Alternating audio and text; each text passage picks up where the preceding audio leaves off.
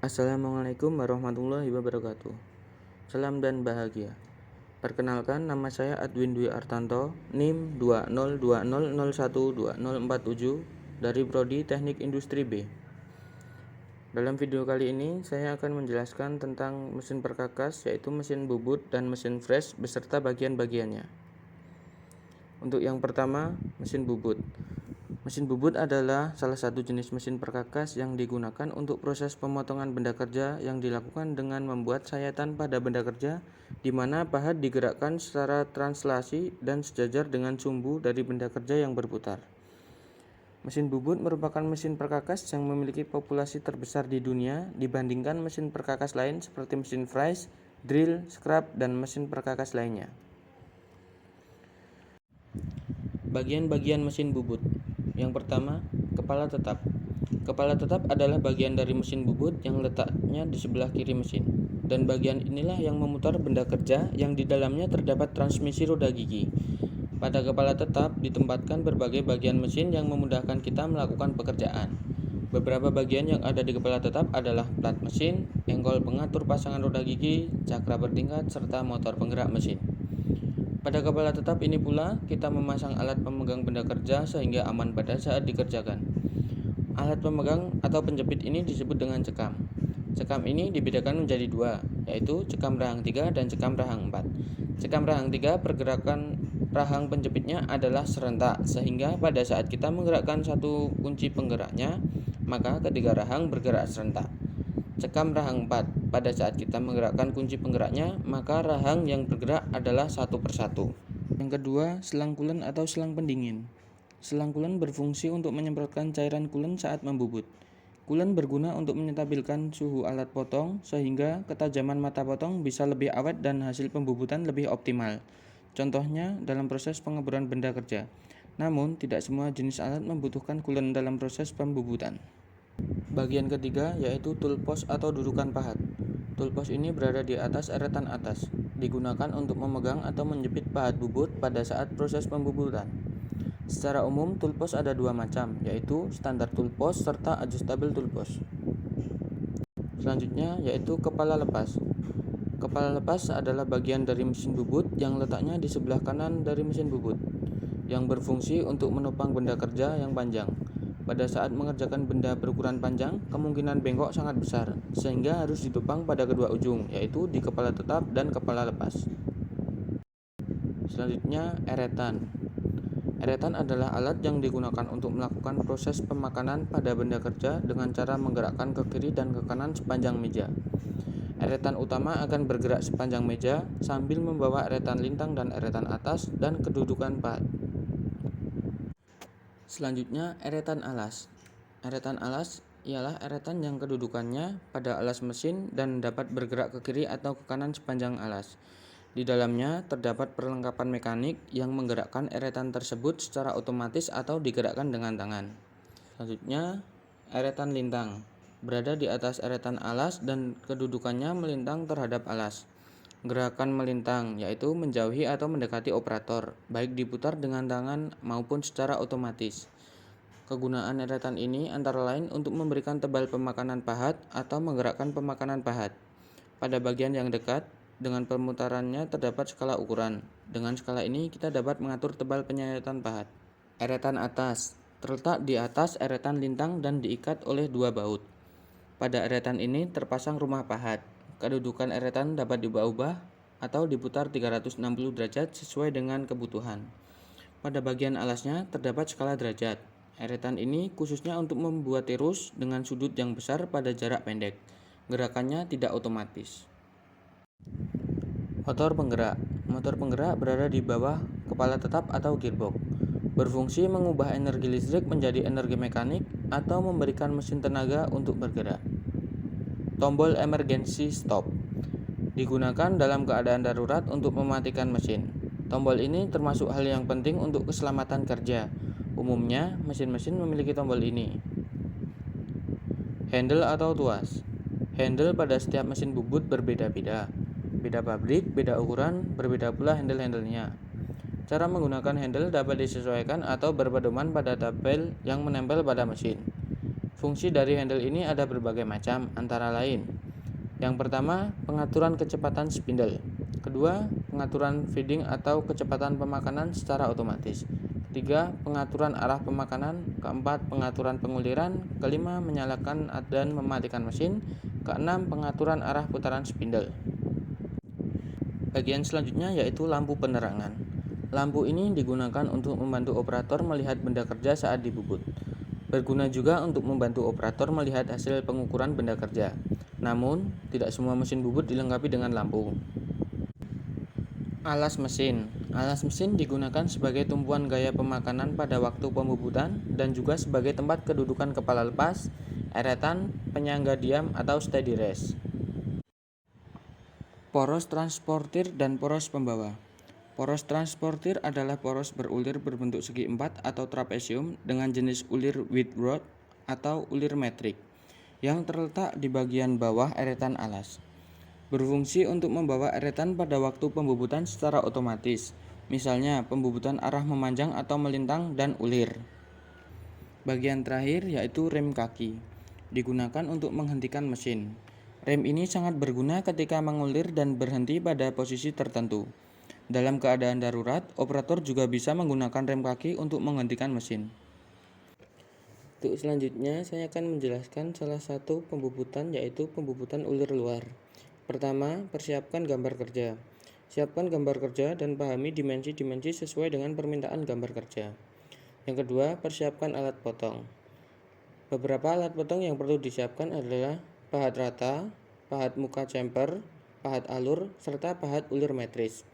Ketiga, membubut diameter mayor untuk ulir luar.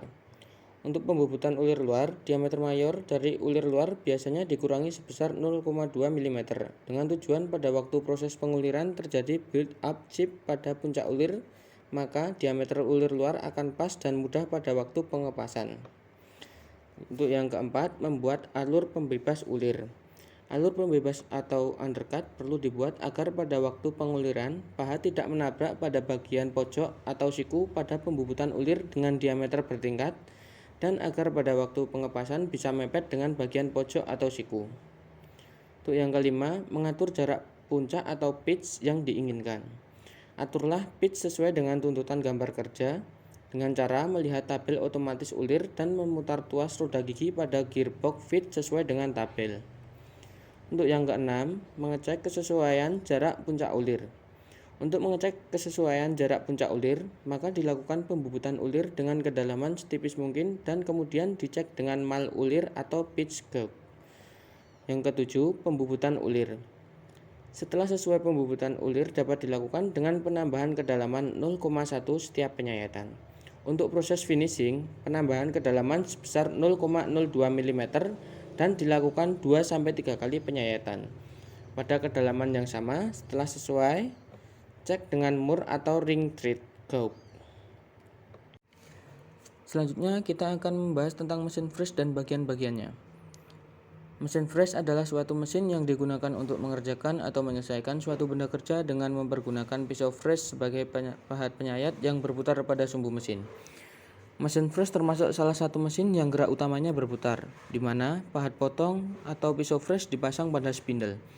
Spindle ini dapat berputar searah jarum jam atau berlawanan arah jarum jam disesuaikan dengan arah mata potong dari pisau freeze.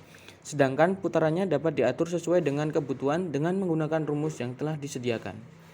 Umumnya, mesin freeze digunakan untuk meratakan permukaan, membuat alur, membuat roda gigi, membuat benda kerja yang mempunyai segi banyak beraturan, serta membuat profil dan bentuk yang tidak beraturan dan lain sebagainya. Bagian-bagian mesin freeze atau milling. 1. Base atau alas mesin. Alas mesin menjadi bagian yang paling bawah. Fungsi dari bagian ini yaitu sebagai pondasi atas mesin milling. Selain itu, juga berfungsi untuk tempat pembuangan coolant yang tidak dipergunakan lagi. Bagian ini juga menjadi beban untuk menopang mesin. 2. Badan atau kolom mesin. Bagian badan atau kolom mesin ini mempunyai ciri khas berbentuk seperti ekor burung dalam posisi tegak. Posisi badan mesin sangat kokoh dan tegak. Salah satu dari fungsi bagian ini yaitu sebagai gerak turun naiknya lutut yang membawa meja dan saddle, lalu dijadikan sebagai dudukan sekaligus rumah atas roda gigi.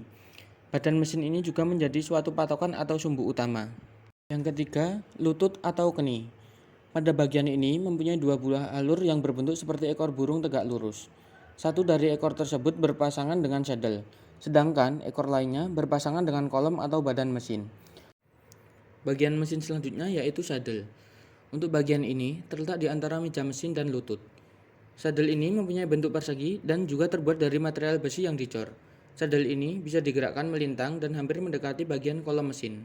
Gerakan yang dihasilkan oleh saddle ini yaitu maju dan mundur hingga melingkar.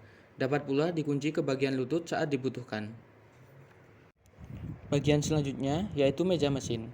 Letak dari meja mesin berada di atas saddle. Bagian ini juga terbuat dari besi yang dicor. Meja ini mempunyai fungsi utama untuk mengikat benda selama proses pengefresan. Meja juga sekaligus digunakan sebagai tempat baut atau mur yang hendak digunakan untuk mengikat benda. Supaya tidak bergetar selama pengefresan, meja ini dapat dikunci pada saddle. Selanjutnya yaitu lengan atau arm. Letak dari lengan berada di bagian atas dari kolom mesin, baik pada mesin fresh yang universal maupun horizontal. Pada bagian bawah, terdapat alur dengan bentuk ekor burung di ujungnya. Alur tersebut berpasangan dengan spindle. Ujung lain dari lengan berfungsi sebagai tempat pendukung untuk arbor yang juga mempunyai alur dengan ekor burung. Lengan dapat dilepas dan juga dikunci, sesuai dengan kebutuhan. Begitu pula dengan pendukung arbor atau support arbor yang dapat dikunci dan dilepas. Selanjutnya yaitu spindle. Spindle menjadi bagian yang paling penting di antara bagian mesin fresh lainnya. Fungsi dari spindle sendiri untuk menahan alat potong dari mesin ini, sekaligus sebagai tempat untuk arbor pada mesin fresh horizontal. Selama proses pengefresan, bagian motor penggerak dapat menggerakkan spindle, jadi alat potong dapat berputar. Di ujung spindle ada sebuah slot yang berguna untuk menahan alat potong.